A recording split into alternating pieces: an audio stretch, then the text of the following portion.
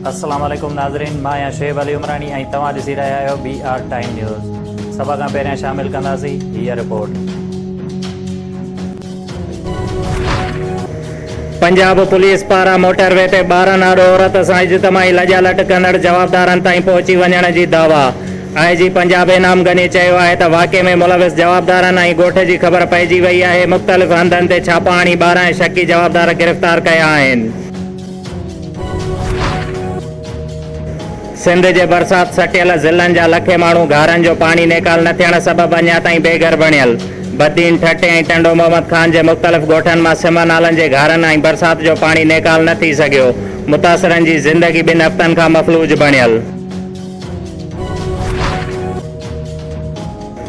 People's पार्टीअ जे chairman Bilawal Bhutto ज़रदारीअ चयो आहे त वज़ीर आज़म इमरान ख़ान सिंध जे अवाम खे हक़ न ॾिना त इस्लामाबाद जो रुख़ कंदासीं।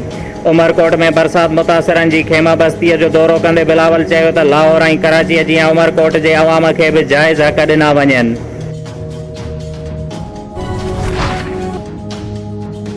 वज़ीर आज़म इमरान ख़ान चयो आहे त ख़बर न आहे त ॿिटी शहरियत रखंदड़ पाकिस्तानियुनि ते शक छो पियो कयो वञे ऐं गद्दार छो पियो सम्झियो वञे। परॾेह में रहंदड़ पाकिस्तानी मुल्क में रहंदड़नि खां वधीक मुहिब वतन आहिनि। इस्लामाबाद में रोशन डिजिटल अकाउंट प्रोग्राम जे इफ़्तिताही तक़रीब खे ख़िताब कंदे इमरान ख़ान चयो त ॿिटी शहरियत रखंदड़नि खे गद्दार सम्झण वारो रवैयो ख़तमु करणु घुर्जे।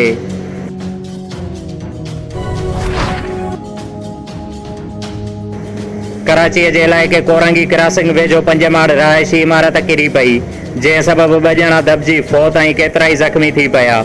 इमदादी टीम मलबे हेठां लाश ऐं ज़ख़्मियुनि खे कढी अस्पताल मुंतक़िल कयो वियो। इलाइक़े वासियुनि जे मुताबिक़ बिल्डिंग में 10 खां 15 फैमिलियूं रहंदियूं हुयूं।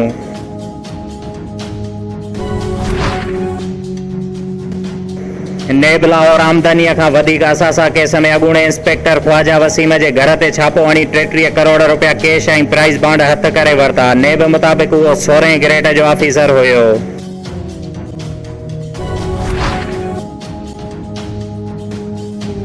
असिस्टेंट कमिश्नर भिरिया ऐं एडमिनिस्ट्रेटर भिरिया रोड शहर जो दौरो कयो, जिते हुन रोज़मर्रा जे शयूं सरकारी अघनि खां वधीक महांगियूं विकिरो करण ते दुकानदारनि मथां ॾंड हयां ऐं शहर जी सफ़ाई सुथराईअ लाइ टाउन जे अमले खे सख़्तीअ सां हिदायत कई ऐं चयो त का बि कोताही बर्दाश्त न कई वेंदी। शुएब अली उमरानीअ खे ॾींदा इजाज़त। वधीक ख़बरुनि ऐं अपडेट्स लाइ ॾिसंदा रहो BR टाइम न्यूज़।